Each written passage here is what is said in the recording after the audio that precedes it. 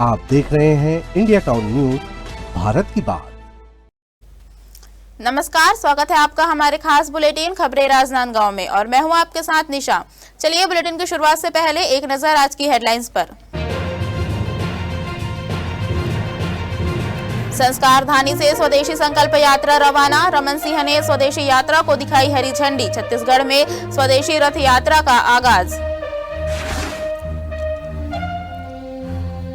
अवैध धान बिक्री पर प्रशासन की सख्ती, अब तक 3 करोड़ का धान जब्त। योजना का सही लाभ किसानों को पहुंचाना उद्देश्य।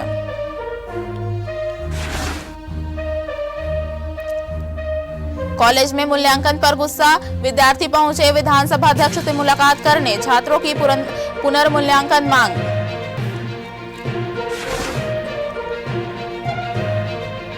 कानून व्यवस्था पर बढ़ते सवाल, चाकूबाजी के बाद शहर में विरोध प्रदर्शन, बढ़ते अपराध ने कानून व्यवस्था को बनाया चुनौतीपूर्ण।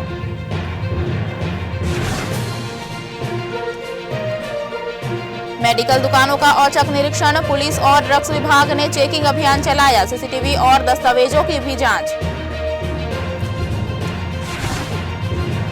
चलिए बढ़ते हैं खबरों की ओर। राजनांदगांव जिले की सुरगी पुलिस और ड्रग्स विभाग की संयुक्त टीम ने चौकी क्षेत्र के मेडिकल दुकानों का औचक निरीक्षण किया। यह कार्रवाई पुलिस अधीक्षक अंकिता शर्मा के निर्देशन और अतिरिक्त पुलिस अधीक्षक राहुल देव शर्मा के मार्गदर्शन में की गई। जांच के दौरान सिंदई और हरदी क्षेत्र की मेडिकल दुकानों में स्टॉक, बिल पुस्तिकाएं, लाइसेंस और अन्य दस्तावेजों की गहन समीक्षा की गई। टीम ने पाया कि सभी दुकानों में दस्तावेज, स्टॉक और प्रक्रियाएं पूरी तरह से नियमानुसार थी। किसी भी दुकान में अवैध, प्रतिबंधित या बिना लाइसेंस के दवाइयां नहीं मिली। इसके अलावा दुकानों में लगाए गए सीसीटीवी कैमरे, डीवीआर रिकॉर्डिंग सिस्टम और फुटेज की भी जांच की गई और उन्हें सुरक्षित रखने के निर्देश दिए गए। जांच के दौरान मेडिकल दुकानदारों को दवाओं के सुरक्षित भंडारण, नियमों का पालन और दस्तावेजों को अपडेट रखने के संबंध में आवश्यक दिशा निर्देश भी दिए गए। ग्राम कंडगी कला स्थित एफसीआई गोदाम में 2 महीनों से आवक जावक का कार्य बंद होने से लगभग 75 हमाल परिवारों के सामने भूखमरी की स्थिति उत्पन्न हो गई है। इस समस्या को लेकर हमाल संघ के सदस्य कलेक्टर से मिले और गोदाम संचालन तुरंत शुरू कराने की मांग करते हुए ज्ञापन सौंपा। हमाल वासु पटेल ने बताया कि पहले वो नागपुर और हैदराबाद जैसे शहरों में मजदूरी करता था, लेकिन परिवार के साथ रहकर रोजगार पाने की उम्मीद में गांव लौटा। कुछ समय तक काम नियमित था, लेकिन दीपावली से पहले गोदाम बंद कर दिया गया। अब तक माल नहीं उठाया गया और रोजगार शुरू होने की कोई उम्मीद नहीं है। बच्चों की पढ़ाई, दवाइयां और रोजमर्रा का खर्चा मुश्किल हो गया है। इस संबंध में सरपंच प्रतिनिधि तुलाराम साहू ने कहा कि अन्य एफसीआई गोदामों की तरह कंडगी कला में भी कार्य नियमित होना चाहिए। हमारे संघ ने प्रशासन से त्वरित समाधान की मांग की है और चेतावनी दी है कि अगर स्थिति नहीं सुधरी तो वे आंदोलन पर उतरने को मजबूर होंगे। हम ऐसे मांग करत हन भैया कि चावल गोदाम बनिस अपन कटंगी कला में, तो हम कहें कि अब हमारे लिए तो कार्य मतलब बहुत अच्छा मतलब मिलेगे है, ओमे कमाया जाए तो ओखर बाद हम ना दीपावली तक कमाएं। दीपावली तक नहीं, दीपावली के पहले मतलब नवरात्रि तक कमाएं, ओखर बाद बंद कर दीस। अब बंद करे के बाद अभी तक बंद है, तब हम गरीब आदमी कहाँ जाए? हम लोग बेरोजगारी, हम 70 आदमी घूमत हम एक लिए कुछ चाहिए हम लोग। तो पहले आप क्या काम कर रहे हो? मिस्त्री काम करते रहे बाहर में। ऐसे का तो कब से आया हुआ है यहाँ? तो मतलब गोदाम बनिस्ता वहाँ है कि मतलब रोजगार यहाँ मिलेगा इसे। तो अभी मेरे ग्राम कटंगी कला में चावल गोदाम का निर्माण हुआ है। उसमें बनने के बाद में मेरे गांव के 75 लोग हमाली कार्य करने के लिए जा रहे थे। साथ में अभी दीपावली सीजन में टोटल वहाँ स्टॉक पूर्ण होने के कारण काम पूरा तरह से बंद कर दिए हैं और हमारे लोग बेरोजगार की तरह इधर उधर घूम रहे हैं। मैं शासन से मांग करता हूं कि ये एफसीआई गोदाम जैसे चल रहा है रेगुलर, वैसी टाइप का गोदाम में कार्य मिलना चाहिए, उसका परिवार पालन पोषण होना चाहिए। थाना छुई खदान क्षेत्र में शादी का झांसा देकर युवती के साथ लगातार दुष्कर्म करने वाले आरोपी को पुलिस ने महज 24 घंटे में गिरफ्तार कर जेल भेज दिया है। मामला उस समय उजागर हुआ जब पीड़िता ने 5 दिन के नवजात शिशु को जन्म देने के बाद स्वास्थ्य विभाग की सूचना पर थाने में शिकायत दर्ज कराई। जानकारी के अनुसार घटना 15 मार्च 2025 की है। देहात जंगल क्षेत्र की एक युवती को प्रेम जाल में फंसाकर आरोपी रुपेंद्र यादव ने लंबे समय तक दुष्कर्म किया और शादी का झांसा देता रहा। इसी दौरान युवती गर्भवती हो गई और हाल ही में उसने नवजात शिशु को जन्म दिया, जिसके बाद पूरा मामला सामने आया। पुलिस अधीक्षक के निर्देशन में पुलिस टीम ने तत्काल कार्रवाई करते हुए आरोपी को खोज निकाला और 24 घंटे के भीतर गिरफ्तार कर न्यायिक रिमांड पर राजनांदगांव जेल भेज दिया है। छत्तीसगढ़ में स्वदेशी संकल्प यात्रा का भव्य और इतिहास रचने वाला शुभारंभ संस्कारधानी से हुआ। प्रदेश के पूर्व मुख्यमंत्री एवं वर्तमान विधानसभा अध्यक्ष डॉक्टर रमन सिंह ने यात्रा को फ्लैग ऑफ कर इस महाअभियान को गति प्रदान की। आपको बता दें कि स्वदेशी रथ यात्रा 27 नवंबर से 21 दिसंबर तक प्रदेश के विभिन्न जिलों में करीब 2500 किलोमीटर की यात्रा कर आमजन को स्वदेशी अपनाने का संदेश देगी। इस मौके पर डॉक्टर रमन सिंह ने अपने उद्बोधन में स्वदेशी को राष्ट्र की आर्थिक मजबूती और आत्मनिर्भरता की प्रमुख धुरी बताया। उन्होंने कहा कि यह यात्रा जनता में स्वदेशी उत्पादों के प्रति विश्वास और जागरूकता को मजबूत करेगी। कार्यक्रम में अमर परवानी, जगदीश पटेल, नीलू शर्मा और महापौर समेत अन्य विशिष्ट अतिथियों की प्रभावशाली उपस्थिति रही। अमर परवानी ने कहा कि डॉक्टर रमन सिंह जैसे लोकप्रिय जननायक की उपस्थिति इस यात्रा को ऐतिहासिक ऊंचाई देगी और स्वदेशी व्यापार मॉडल को नई दिशा मिलेगी। वहीं स्वदेशी जागरण मंच के प्रांत संयोजक जगदीश पटेल ने इसे आर्थिक राष्ट्रवाद की मजबूत धारा बताया।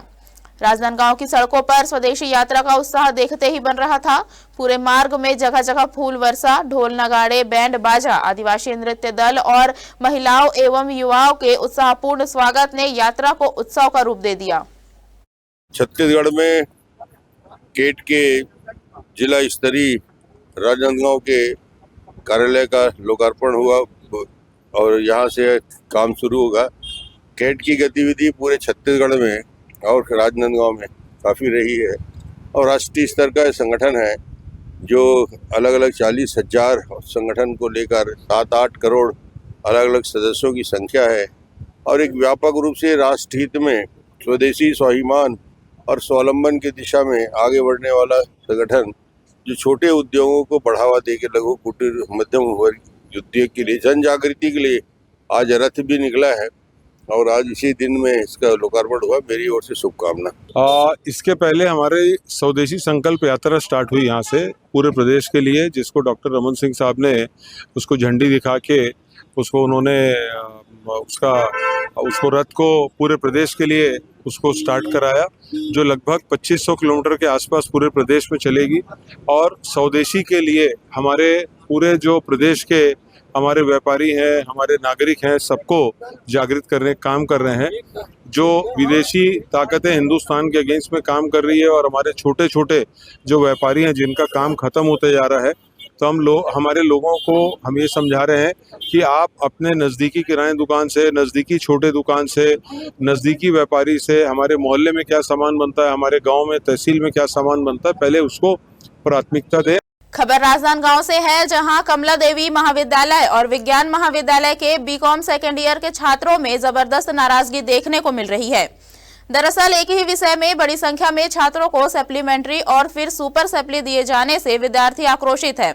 इस संबंध में आक्रोशित विद्यार्थी विधानसभा अध्यक्ष डॉक्टर रमन सिंह से मुलाकात करने पहुंचे। कमला देवी महाविद्यालय और विज्ञान महाविद्यालय में इस समय माहौल गर्म है। बीकॉम सेकेंड ईयर का परिणाम जारी होने के बाद दोनों कॉलेजों के 400 से अधिक छात्रों को सप्लीमेंट्री दे दी गई है। छात्रों का कहना है कि एक ही विषय में इतनी बड़ी संख्या में सप्ली देने से स्पष्ट है कि मूल्यांकन में लापरवाही हुई है। सप्ली के बाद आयोजित पुनः परीक्षा में भी कई छात्रों को सुपर सप्ली दे दी गई, जिससे छात्रों में गुस्सा और बढ़ गया है। छात्रों ने कॉलेज प्रशासन पर मूल्यांकन प्रक्रिया में गंभीर अनियमितता के आरोप लगाए हैं। छात्रों ने साफ कर दिया है कि वे जल्द ही सामूहिक रूप से पुनर्मूल्यांकन की मांग पत्र भी सौंपेंगे। अब देखना होगा कि कॉलेज प्रशासन इस बड़ी गड़बड़ी पर क्या कदम उठाता है।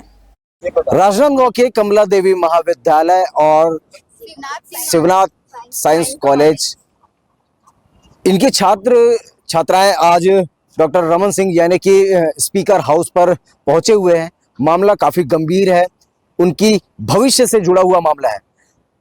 क्या कुछ मामला है, सारी चीज की जानकारी लेंगे। आज यहाँ पर आप लोग आए हुए हैं, किस वजह से? सर ये हम लोग एग्जाम पे जो सैपलियां हैं उसके मामले से आए थे, पर यही है कि सर यही बोले कि जो भी एक्शन होगा वो करेंगे और नहीं हो पाएगा तो हमारे हाथ पे नहीं है, ऐसा करके कुछ नहीं कर पाएंगे इस चीज पे। ऐसे सर ये अंदर ऐसे बात हुआ है तो हम लोग बात हुआ है तो हम लोग रिक्वेस्ट किए कि जो भी हो हम लोग के लिए ये कर दे, हमारे भविष्य खराब ना हो इससे करके। क्या एग्जाम दिलवाए थे और क्या हुआ उसका परिणाम? हम लोग इंग्लिश का एग्जाम दिलाए थे, उसमें फिर से हम लोग को सप्ली ला दिया गया है और हम लोग को पूरा भरोसा है कि हम लोग अच्छे से पेपर बनाए हैं। सबसे पहले तो आप लोग ने बीकॉम सेकंड ईयर का एग्जाम दिलवाए होंगे, उसमें फिर सप्लीमेंट्री आए होंगे। हाँ, तो विस्तार से बताएंगे आप क्या हुआ था घटना? घटना ये हुआ है कि चलो एक बार मान भी लेते हैं सर कि हम लोग सब एनुअल में बीकॉम का एग्जाम दिलाया सेकंड ईयर का, हाँ, उसमें फिर सप्लीमेंट्री आए। फिर उसके बाद और हम लोग ज्यादा मेहनत करके, उससे भी ज्यादा मेहनत करके हम लोग ने सैपली का फिर पेपर दिलाया, तो उसके बावजूद भी हम लोग को सैपली ला दिया गया। ये कैसे हो सकता है सर, जब हमको पूरा भरोसा है हम लोग को कि हम लोग अच्छे से पेपर बनाए हैं। कौन से सब्जेक्ट में सैपली ली गया? इंग्लिश। केवल इंग्लिश में? हाँ, इंग्लिश। कितने विद्यार्थियों को? वही करीबन 474 लोग को। 474 लोग को सैपली ला दिया। हाँ। तो पास कितने लोग को किए? पास 436 लोगों को पास किया गया। आज डॉक्टर साहब से आप लोग मुलाकात करने के लिए आए हुए हैं, क्या मांग कर रहे हैं, क्या चाहते हैं? क्या इसकी रीचेकिंग हो या इसमें जांच कार्रवाई की जाए? हाँ, हम लोग चाहते हैं कि हम लोग का जो आंसर शीट है उसका रीचेकिंग हो, जो नंबर पास ही कर।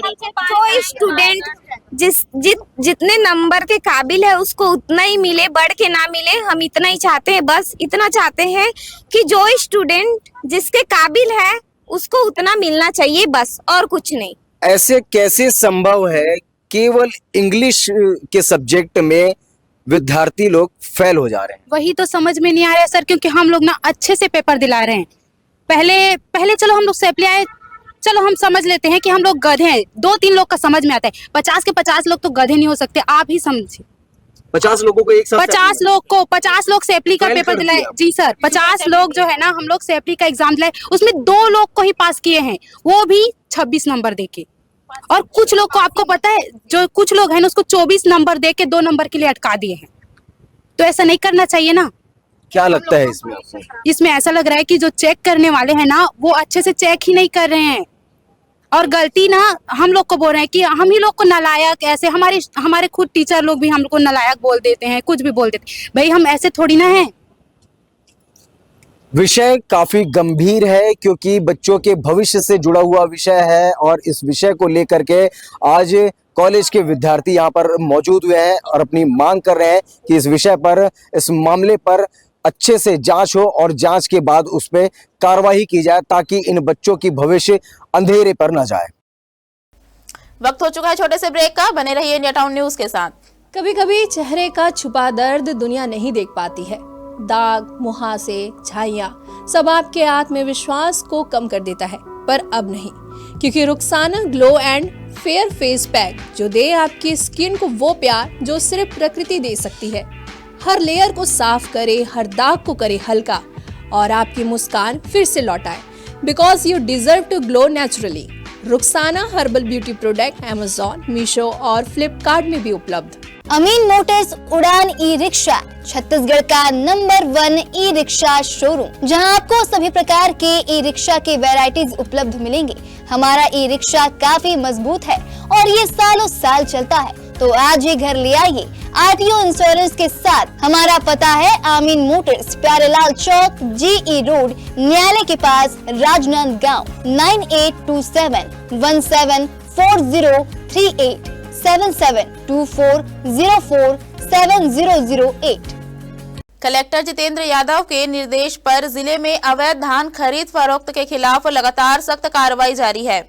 प्रशासन ने स्पष्ट किया है कि अगर कोचियों एवं बिचौलियों द्वारा अवैध धान कारोबार की पुनरावृत्ति की जाती है तो उनके खिलाफ आपराधिक प्रकरण भी दर्ज किए जाएंगे। इसी अभियान के तहत राजस्व, खाद्य एवं मंडी विभाग की संयुक्त टीम ने 18 मामलों में कुल 48,59,046 रुपए मूल्य के अवैध धान जब्त किए हैं। जानकारी के अनुसार खरीफ विपणन वर्ष 2025-26 में अब तक जिले में 101 मामले दर्ज किए जा चुके हैं, जिनमें 4,54,57,996 रुपए मूल्य का अवैध धान और 7 वाहन जब्त किए गए हैं। जिले के 1500 छोटे और बड़े मंडी अनुज्ञप्तिधारियों को चिन्हांकित कर जांच के निर्देश दिए गए हैं। साथ ही अधिकारियों को अवैध भंडारण की तुरंत कार्रवाई कर धान जब्त करने के निर्देश जारी किए गए हैं। आपको बता दें कि अंतर्राज्यीय स्तर पर अवैध धान आवक रोकने के लिए बोर तालाब, पाटेकोहरा और कल्लू बंजारी में 3 चेक पोस्ट स्थापित किए गए हैं, जहां मंडी, नगर सेना, वन विभाग और राजस्व अधिकारी 3 पालियों में 24 घंटे ड्यूटी दे रहे हैं। जिला प्रशासन ने कहा है कि अवैध धान कारोबार पर शून्य सहनशीलता की नीति जारी रहेगी और दोषियों पर कठोर कार्रवाई सुनिश्चित की जाएगी। राजनांदगांव शहर में कानून व्यवस्था को मजबूत करने के लिए पुलिस लगातार प्रयासरत है, लेकिन बढ़ते अपराध ने जनता में चिंता पैदा कर दी है। बीते दिनों मानव मंदिर चौक पर हुई चाकूबाजी की घटना ने अब गंभीर रूप ले लिया है। घटना के तुरंत बाद आरोपी को गिरफ्तार कर लिया गया। बावजूद इसके शहरवासियों में भारी नाराजगी देखी जा रही है। पुलिस लगातार निगरानी और तकनीकी साधनों के माध्यम से अपराधों पर नियंत्रण रखने के प्रयास में लगी हुई है। मामले में आरोपी की गिरफ्तारी हो चुकी है, लेकिन हिंदू जागरण मंच और सर्व हिंदू समाज ने घायल पीड़ित के परिजनों के साथ मिलकर प्रदर्शन किया और चक्का जाम कर दिया। प्रदर्शनकारियों ने एसपी को मौके पर बुलाने की मांग की और शहर में कानून व्यवस्था पर सवाल उठाए। इस दौरान महिलाओं ने पुलिस प्रशासन के खिलाफ अपनी नाराजगी व्यक्त करते हुए सड़क पर चूड़ियां बिखेर दी और आरोपी को अर्धनग्न कर शहर में जुलूस निकालने की मांग की। मौके पर एएसपी राहुल देव शर्मा पहुंचे और प्रदर्शनकारियों को समझाइश देने की कोशिश की, पर प्रदर्शनकारी एसपी अंकिता शर्मा को मौजूदा स्थल पर बुलाने की मांग पर अड़े रहे। राजनांदगांव में कानून व्यवस्था की चुनौतियां शहरवासियों की सुरक्षा और विश्वास पर सीधे असर डाल रही है। पुलिस प्रशासन की निगरानी और कार्रवाई के बावजूद बढ़ते अपराध और सामाजिक प्रतिक्रियाओं ने यह स्पष्ट कर दिया है कि अब न केवल त्वरित कार्रवाई बल्कि लोगों का भरोसा भी बहाल करना आवश्यक है। बीती रात राजनांदगांव के मानव मंदिर चौक पर एक चाकूबाजी की घटना सामने में आई थी, जिस चाकूबाजी की घटना में घायल अनूप यादव को ताबड़तोड़ चाकू से वार किया गया था। मैं आपको बता दूं कि तस्वीरों के माध्यम से देख पा रहे होंगे, ये वही मेडिकल स्टोर है, लक्ष्मी मेडिकल स्टोर, जिसमें अनूप यादव के साथ में ताबड़तोड़ चाकूबाजी की घटना सामने में आई थी, जिस मामले पर तत्परता दिखाते हुए पुलिस ने तत्परता दिखाते हुए तकरीबन 20 से 25 मिनट में ही आरोपी पक्ष के मोहम्मद महफूज शेख नाम के युवक को पुलिस ने गिरफ्तार कर लिया था। और आज इस मामले पर नया एक मोड़ सामने में नजर में आ रहा है, जिस प्रकार से प्रार्थी और हिंदू जागरण मंच, हिंदू संगठन के लोग यहाँ पर मौजूद हुए हैं और मौजूद होने के बाद यहाँ धरना दे दिया है, चक्का जाम की स्थिति निर्मित कर दी है। यहाँ की स्थिति को अभी आपको बता दें कि तकरीबन घंटे 1.5 घंटे से इस जगह पर चक्का जाम की स्थिति निर्मित हो गई है। परिजन का कहना है कि इस मामले पर हमें बात करने के लिए और न्याय की गुहार लगा रहे हैं, जिसके लिए राजनांदगांव के पुलिस कप्तान को यहाँ पर मौजूदा रूप में आने की मांग कर रहे हैं। क्या कुछ मांग है? पीड़ित पक्ष के बहन अभी हमारे साथ में हैं जी। घटना के बारे में सारी डिटेल हमने बताए हुए थे, अब क्या कुछ मांगे हैं जिसको लेकर के आप लोगों ने आज राजनांदगांव के मानव मंदिर चौक पर चक्का जाम कर दिया? सर, हमारी एक ही मांग है। कल हम पुलिस प्रशासन से ये मांग किए थे कि जो क्रिमिनल है उसको पूरे शहर में उसका जुलूस निकाला जाए, उसको आधे कपड़ों में नंगा करके जूते चप्पल की हार पहना के उसका राजनांदगांव शहर में स्वागत किया जाए, जिससे कि आगे और भी जो क्रिमिनल है उनका मनोबल टूटे। तो पुलिस प्रशासन ने क्या किया कि उसको 4 कदम से एकदम सेफली चलाकर एक वीडियो बनाकर बस जुलूस निकाल दे करके डाल गया। सर, ये जुलूस नहीं था, ये तो उसको और मनोबल बढ़ाया गया, उसको एक खरोच नहीं आई है। तो इतना बड़ा क्राइम करने वाले व्यक्ति को एक झापड़ नहीं मारा गया, एक खरोच नहीं आई, तो इससे क्या क्रिमिनल डरेंगे या फिर ऐसे ही क्राइम चलते रहेगा? क्रिमिनलों की तो और मनोबल बढ़ गया है, उनको तो ऐसा लगेगा नहीं आज हम ऐसा किए हैं, हमारे साथ हम यहाँ से ऐसा करके जाएंगे, वहाँ थाने में बैठ जाएंगे, पुलिस वाले हमें एकदम सेफ करके रख लिए हैं। तो हमारी एक ही मांग है कि सबसे पहले वो जो क्राइम किया है उसको पूरे शहर में नंगा करके घुमाया जाए कि जया उससे उसको शर्मिंदगी महसूस है और भी जो क्रिमिनल है उनका मनोबल टूटे। यहाँ हिंदू जागरण मंच के लोग भी आए हुए हैं, सर्व हिंदू समाज के लोग भी आए हुए हैं, और क्या क्या कुछ मांग कर रहे हैं? हमारी ये मांग है सर कि एक हिंदू को इस तरह जानवरों की तरह काटा गया, जैसे कोई जानवर को भी हम ना काट सके, मतलब इतनी बेरहमी से इसको गले को काटा गया, मारा गया। तो हमारी सबकी एक ही मांग है कि हम हिंदुओं के साथ ऐसा हो रहा है तो हमारे समाज में एक डर का माहौल बना हुआ है, उसके साथ कुछ ऐसा किया जाए कि उसको या तो ऑन द स्पॉट यहीं पर लाके उसके हाथ पैर काट दिए जाए, उसको फांसी दे कि आगे चल के ऐसा कोई क्राइम ना हो और हम अपने घर में सेफ हों। कहीं ना कहीं पीड़ित के जो दर्द है वो बयां हो रहे हैं और कहा जा रहा है कि आरोपी पक्ष के लोगों को यहाँ बीच चौराहे पर लाया जाए और लाने के बाद उसके साथ में पब्लिक के हवाले करके न्याय दिया जाए। मगर सबसे बड़ी सोचने की बात तो ये है कि आखिरकार इतनी बड़ी शहर के बीच में घटना घट जाती है मगर पुलिस जो है कॉम्बिंग गश्त करते रहती है। आज राजनांदगांव के एडिशनल एसपी राहुल देव शर्मा भी यहाँ पर मौजूद हैं और जिस प्रकार से तस्वीरों में आप देख पा रहे होंगे ये वो भीड़ है हिंदू संगठन के जो लोग आज यहाँ पर मौजूदा रूप में आकर के ज्ञापन दे रहे हैं और न्याय की गुहार लगा रहे हैं, मांग कर रहे हैं। महिलाएं जो है यहाँ पर सड़कों पर अपनी चूड़ियां भी बिखेर रही है, जिसको तस्वीरों से आप देख पा रहे होंगे। सड़कों पर चूड़ियां भी बिखेर रही है जी, चूड़ियां बिखेर रहे हैं, आप चूड़ियां निकाल करके फेंक रहे हैं। पुलिस प्रशासन के लिए हम लोग चूड़ियां रखे हैं क्योंकि पुलिस प्रशासन किसी काम के नहीं है। अगर हमको चाहिए तो एसपी मैडम आए हम लोगों से बात करने के लिए। हम कल भी गए थे, एसपी मैडम वहाँ पे नहीं आई है। हमको एसपी मैडम से बात करना है। जिस दिन घटना हुआ उस दिन रात में ही एसपी मैडम यहाँ पर पहुंची हुई थी, क्या कहेंगे? एसपी मैडम के बारे में मैं तो ज्यादा कुछ नहीं बोलूंगी सर, बस उनसे हाथ जोड़ के विनम्र विनती करती हूँ कि आए मानव मंदिर चौक पे और आके हम लोगों से यहाँ पे बात करें। वो पहले हम कल भी गए थे, अंशवासन बिल्कुल भी ध्यान नहीं दे रहा है। अगर आज की डेट में हमारे प्रिय शशि मोहन सर होते तो आज की डेट में हमको सड़क में बैठने की जरूरत नहीं थी। अगर मैं बोलना चाहूंगी तो मैडम अंकिता शर्मा जी से कि आप आइए और आके हम लोगों से यहाँ बात कीजिए। लोगों की न्याय की गुहार मांग लग रही है जी। छत्तीसगढ़ में आप योगी मॉडल लाने की बात कर रहे हैं। हाँ सर, यहाँ गुंडागर्दी नहीं न चलेगा। दिन दहाड़े 11 बज रहा था, चाकू मारा हमारा भतीजा को। कहे के लिए चाकू मारा? वो जब वो बोला मेरे को कुछ, मैं अपने लड़की के लिए दवाई लेने आया हूँ, मेरे को घर जाना, वो दौड़ा के मारा है। जैसे बकरा हलाल करते वैसे किए हैं। और पुलिस प्रशासन उसको चिखली थाना में रखने के बावजूद उसको आराम से थाने से निकाल के डग्गा में बैठा के ले गए हैं। उसको तो मारते ले जाना चाहिए, उसको एनकाउंटर कर देना चाहिए। वैसे लोगों को कहे के लिए उसका जिंदगी धिक्कार कर देना चाहिए।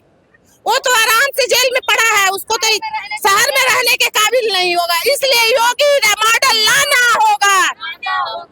लोगों की न्याय की गुहार लग रही है, न्याय की मांग कर रहे हैं और राजनांदगांव के एसपी अंकिता शर्मा को यहाँ पर बुलाने की बात कही जा रही है। अब देखना तो ये है कि वर्तमान में इस जगह पर राजनांदगांव के एडिशनल एसपी राहुल देव शर्मा खुद मौजूद है, उनका इस पर क्या कुछ कहने रहते हैं। राजनांदगांव शहर का मानव मंदिर चौक 2 घंटे तक जाम रहा। दरअसल बीते दिनों लक्ष्मी मेडिकल के सामने हुए चाकूबाजी के विरोध में बजरंग दल, विश्व हिंदू परिषद और घायल युवक के परिजनों ने चक्का जाम कर कार्रवाई की मांग की। परिजनों और संगठनों का आरोप है कि आरोपी को वीआईपी ट्रीटमेंट दिया गया और उस पर सख्त कार्रवाई नहीं की गई। इसी विरोध में बजरंग दल, विश्व हिंदू परिषद और परिवार के सदस्य मानव मंदिर चौक पर धरने पर बैठ गए। धरने के दौरान पुलिस प्रशासन के खिलाफ नारेबाजी की गई। प्रदर्शनकारियों ने आरोपी को फांसी की सजा देने की मांग की। मौके पर वरिष्ठ अधिकारियों के देर से पहुंचने को लेकर भी नाराजगी जताई गई। लगातार 2 घंटे तक प्रशासनिक अधिकारी न आने से नाराज प्रदर्शनकारी एसपी कार्यालय की ओर कूच कर गए। वहां एसपी द्वारा कड़ी कार्रवाई की और निष्पक्ष जांच का आश्वासन मिलने पर प्रदर्शनकारी वापस लौट गए। पुलिस अभी जो मानव मंदिर चौक पे चाकूबाजी घटना हुई थी, इसके संदर्भ में तत्काल घायल को हॉस्पिटल ले जाया गया था और उसको चिकित्सकीय जो है मुलायजा करवाया गया शीघ्र, डॉक्टरों से समन्वय स्थापित करके। वर्तमान में जो घायल है वो रायपुर रिफर है, उसकी हालत स्थिर है और साथ ही आरोपी को जो है पुलिस तत्काल मौके पे पहुंची और उसको हिरासत में लिया गया। आरोपी गिरफ्तार है। इसमें परिवारजन का कहना था कि उसको कड़ी से कड़ी सजा दी जाए। संदर्भ में उनको सुश्री एसपी मैडम के द्वारा समझाइश दी गई कि पुलिस जो है कि अपनी वैधानिक कार्यवाही की जा रही है और आरोपी को कड़ी से कड़ी सजा दिलाई जाएगी। तो इस संदर्भ में परिवारजन समाज वालों ने ज्ञापन दिया है। राजनांदगांव पुलिस अधीक्षक अंकिता शर्मा ने जिले में क्राइम मीटिंग आयोजित की, जिसमें सभी राजपत्रित अधिकारी और थाना चौकी प्रभारी उपस्थित रहे। बैठक में जिले में अपराध नियंत्रण और जनता की सुरक्षा को मजबूत बनाने के लिए कई अहम निर्देश दिए गए। पुलिस अधीक्षक ने गुंडा और निगरानी बदमाशों की सतत मॉनिटरिंग करने, नई प्रविष्टियां जोड़कर गुंडा फाइल को अपडेट रखने पर जोर दिया। आदतन अपराधियों के खिलाफ जिला बदर और एनएसए जैसी कड़ी कानूनी कार्रवाई सुनिश्चित करने के निर्देश भी दिए गए, जनता की सुरक्षा के दृष्टिगत अधिक से अधिक प्रतिबंधात्मक कार्रवाई करने और अपराध की रोकथाम के लिए आर्म्स एक्ट के तहत सख्त एवं निरंतर कार्रवाई करने को कहा गया। साथ ही शहर में पैदल गश्त और बाइक पेट्रोलिंग बढ़ाकर सुरक्षा व्यवस्था को और मजबूत बनाने के निर्देश दिए गए। बेतहक में पुलिस अधीक्षक ने कहा कि जिले में कानून व्यवस्था बनाए रखने और आम जनता को सुरक्षित वातावरण प्रदान करने के लिए सभी अधिकारी सतत सक्रिय रहे। राजनांदगांव जिले में राज्य सरकार के निर्देशानुसार 15 नवंबर से समर्थन मूल्य पर धान खरीदी जारी है। इस बीच शासन प्रशासन धान के आवक जावक पर कड़ी नजर बनाए हुए हैं। अधिकारियों की सतर्कता का नतीजा यह है कि रोजाना अवैध धान परिवहन और बिक्री के मामले पकड़ में आ रहे हैं। सूत्रों के अनुसार कलेक्टर के निर्देश पर अब तक करीब 3 करोड़ रुपए मूल्य का अवैध धान प्रशासन द्वारा जब्त किया जा चुका है। कलेक्टर ने सभी अधिकारियों को स्पष्ट निर्देश दिए हैं कि किसी भी हाल में अवैध धान के व्यापार को बढ़ावा न दिया जाए और नियम उल्लंघन करने वालों पर तत्काल कार्रवाई की जाए। आपको बता दें कि अवैध धान की रोकथाम के लिए जिले की सीमाओं पर विशेष निगरानी की व्यवस्था की गई है। बॉर्डर पर तैनात टीमें बाहरी राज्यों या जिलों से आने वाले संदिग्ध वाहनों की जांच कर रही है। अवैध धान लाने ले जाने के मामलों में वाहनों को जब्त कर आवश्यक कानूनी कार्रवाई की जा रही है। प्रशासन का दावा है कि यह अभियान आगे भी जारी रहेगा ताकि समर्थन मूल्य योजना का सही लाभ पंजीकृत किसानों को मिल सके और किसी प्रकार की अनियमितता पर अंकुश लगाया जा सके। जी देखिए, मैं आपको बताना चाहूंगा कि धान 15 नवंबर से धान खरीदी का सीजन शुरू हुआ है। तभी से हमारे 2 प्रायोरिटीज हैं। एक तो किसान जो धान बेचने आ रहे हैं उनको किसी भी तरह की कोई दिक्कत ना हो, और दूसरा ये है कि जो अवैध धान को हमारी जो मंडियों में खपाने की लोगों की कोशिश है उसको हम कहीं ना कहीं उस पर रोक लगाएं। और उसके संबंध में जिले में अंतर राज्य बॉर्डर होने की वजह से हम लोगों ने बहुत सारी चेक पोस्ट लगाई है, उन पर कार्रवाइयां भी कर रहे हैं। हमारे जिले में अभी तक लगभग मोटा मोटी 2 करोड़ के आसपास इलीगल जो पैडी है वो जब्त हो चुकी है और इसको धान के सीजन के बाद ही हम लोग छोड़ेंगे। कुछ हम लोगों ने व्हीकल भी जब्त किए हैं, उसको भी हम लोग धान के सीजन के बाद ही छोड़ेंगे। और हम लोग जो फुटकर व्यापारी है उन सब के साथ भी मीटिंग कर रहे हैं कि आप जो भी ट्रेडिंग करते हैं उसके संबंध में दस्तावेज रखें। अगर उस तरह की चीजें नहीं मिलती हैं तो फिर कार्रवाइयां होंगी, और हम आने वाले समय में अगर कोई ऑफेंस को रिपीट कर रहा है तो उसको हम लोग FIR कराने से भी नहीं चूकेंगे। हमारे खास बुलेटिन खबरें राजनांदगांव में सिर्फ इतना ही। मुझे दीजिए इजाजत, नमस्कार। आप देख रहे हैं इंडिया टाउन न्यूज, भारत की बात।